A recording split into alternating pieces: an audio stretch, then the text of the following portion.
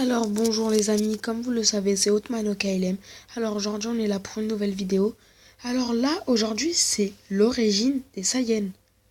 Je crois que vous ne la connaissez pas. On va voir ce youtubeur que j'aime bien. Il s'appelle Julien. Bref, je vais voir la vidéo. Et on va voir vraiment l'origine des Saiyans. Beaucoup pensent que les Saiyans peuvent vivre 300 ans. Alors que les Saiyans sont immortels. C'est ce que dit Bardock en se battant contre Freezer. Bah là on va commencer la vidéo. Quelque chose de différent qui attire notre attention. Et pour ma part dans Dragon Ball, c'est le peuple des Saiyans. Ce peuple est composé d'un tas de guerriers conquérants n'ayant qu'une seule... Oh là, ça bug. Quand je fais la rotation d'écran, ça bug. idée en tête, laisser parler leur instinct et leur côté bestial pour détruire tout ce qui se trouve autour d'eux. Beaucoup d'entre eux sont mauvais de nature, mais à aucun moment ils ne renient leur personnalité. Ils assument leurs actes jusqu'au bout. N'ayant d'intérêt que pour leur propre peuple et sa prospérité, ils enchaînent alors les conquêtes de planètes afin d'agrandir leur territoire. C'est ainsi qu'ils acquérirent leur propre planète, la dérobant au peuple Tsufoul, les habitants originaires de celle-ci. Ils la renommèrent planète Vegeta en honneur à leur roi portant le même nom. Leur apparence est similaire à celle des humains à un détail près. Ils possèdent Oh là, ça bug. une queue de singe, mais celle-ci n'est pas là par hasard, car les nuits de pleine lune, ces guerriers se transforment littéralement en singes géants, révélant ainsi leur véritable pouvoir dévastateur. Freezer, maléfique tyran doté d'une force incommensurable, recruta ce peuple et les manipula. C'est ainsi que les Saiyans, sous les ordres de ce terrible monstre, se retrouvèrent à éliminer toute civilisation des planètes alentours afin de les revendre. Freezer tira profit de ce peuple jusqu'au jour où il fit part d'une vieille légende propre aux Saiyans. Celle-ci décrit la naissance d'un Saiyan différent. Un Saiyan doté d'un pouvoir bien plus terrible et incommensurable que celui de ses congénères. Un pouvoir si grand que les mots ne peuvent le décrire. C'est tous les millénaires qu'un tel Saiyan voit le jour. Et il est appelé par son peuple le Super Saiyan légendaire. Freezer prit peur et par précaution, il décida de détruire leur planète. C'est alors dans une immense explosion que la planète Vegeta emporta avec elle le terrible et redouté peuple des Saiyans. Et voilà, vous connaissez tout des Saiyans. Évidemment, il y eut quand même quelques survivants, dont celui qu'on connaît tous, Sangoku. Comme son titre l'indique, dans cette vidéo, je vais tenter de vous expliquer l'origine des Saiyans. Et ce, en regroupant les différentes légendes et mythologies ayant inspiré l'auteur de Dragon Ball lors de la création de ce légendaire peuple Saiyan. Alors, tout d'abord, il faut savoir une chose très importante, car se tromper là-dessus pourrait clairement nous apporter de très gros problèmes d'interprétation.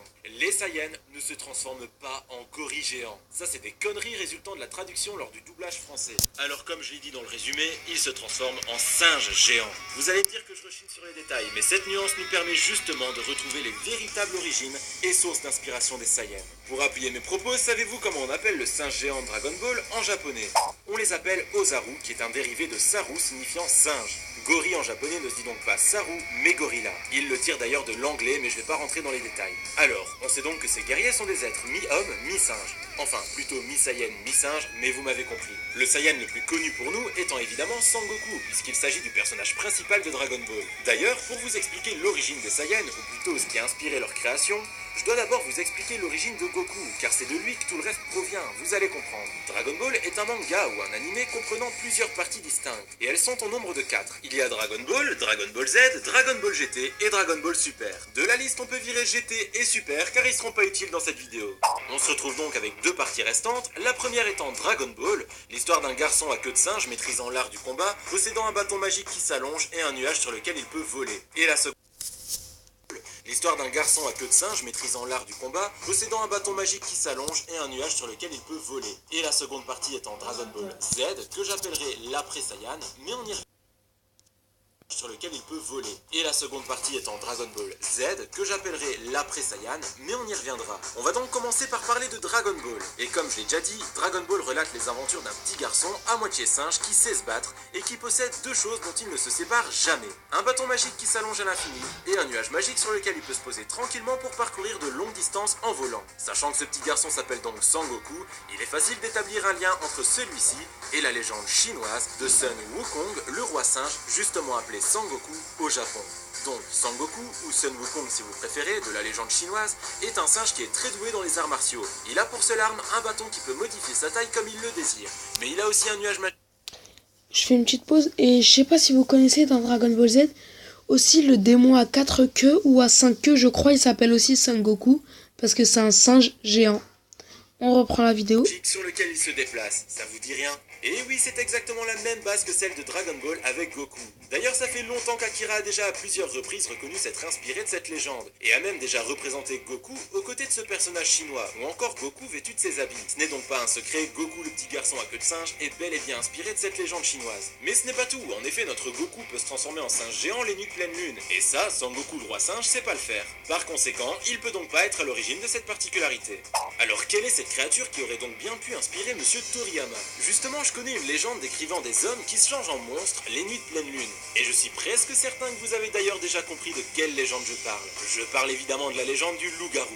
Les nuits de pleine lune, le loup-garou, jusque-là enfoui sous son apparence d'homme, se laisse envahir par sa bestialité et dévoile donc sa véritable nature. Une musculature plus importante, des poils qui envahissent le corps, des canines qui grandissent, une mâchoire qui devient plus puissante, bref, c'est une véritable métamorphose. Et quand on y pense, elle est extrêmement semblable à celle des Saiyans. La seule réelle différence est la finalité. L'un devient un singe géant et l'autre devient un loup massif. On peut donc en conclure que Goku et le reste des Saiyans sont bel et bien inspirés de deux créatures provenant de légendes, à savoir Sangoku, le roi singe, et le loup-garou lui-même. Maintenant, on peut passer à la deuxième partie, à savoir Dragon Ball Z, que j'ai surnommé l'après Saiyan. Avant tout, je tiens à préciser que dans cette deuxième partie, je vais pas citer d'autres légendes ou créatures ayant inspiré Akira Toriyama lors de la création des Saiyans, car il n'y en a pas d'autres. Le but de cette deuxième partie étant justement de vous montrer à quel moment et comment Akira Toriyama a décidé de passer outre les légendes que je vous ai citées tout à l'heure, afin de rendre le Saiyan totalement indépendant de celle-ci. D'où le surnom d'après Saiyan, car pour moi, tout ce qui faisait d'un Saiyan ce qu'il est change totalement dans Dragon Ball Z,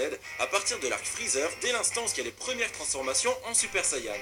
Alors, comme je viens de vous le dire, en ce qui concerne les Saiyans, Dragon Ball Z nous apporte un nouveau genre de transformation. Cette fois c'est sûr, moins extravagante, mais bien plus puissante que la forme singe géant. Les principales caractéristiques étant les cheveux dorés, les pupilles qui virent au bleu ou au vert, et une aura jaune qui apparaît. Cette transformation a avant tout pour but de rendre indépendante la race des Saiyans, et d'ainsi couper les liens entre les Saiyans et les légendes et créatures de notre monde précédemment citées. Je m'explique. Premièrement, nos Saiyans n'ont plus de queue. Le fait que leur queue ait été coupée a une grande symbolique. Ce geste vise simplement à oublier leur côté singe et à couper tout lien avec celui-ci. On remarque donc une volonté de passer à autre chose. Cette volonté est d'autant plus marquée par le fait que le Super Saiyan, en tant que transformation à part entière, remplace totalement l'autre genre de transformation de Saiyan, à savoir le singe géant. Et oui, en visuel, il n'y a rien de comparable. En plus, le Super Saiyan est bien plus puissant et lui au moins n'a pas besoin de pleine lune pour se révéler. Tout est bel et bien fait pour, comme je l'ai dit tout à l'heure, passer à autre chose. Pour conclure cette vidéo, on peut donc affirmer que les Saiyans ainsi que notre cher Goku tirent leurs origines de deux créatures de légende, le roi singe Goku et également le loup-garou. Mais à partir d'un moment, Akira Toriyama a préféré s'affranchir de ce qu'il a autrefois inspiré afin de passer à autre chose, et quelque part, c'est pas plus mal. Et voilà, c'est déjà tout pour aujourd'hui, j'espère que cette vidéo vous aura plu, en tout cas moi je me serais éclaté à la faire. On se retrouve donc très vite dans une prochaine vidéo, d'ici là, comme d'habitude, portez-vous. Bon, à bientôt les amis, n'oubliez pas de mettre des likes. Ciao.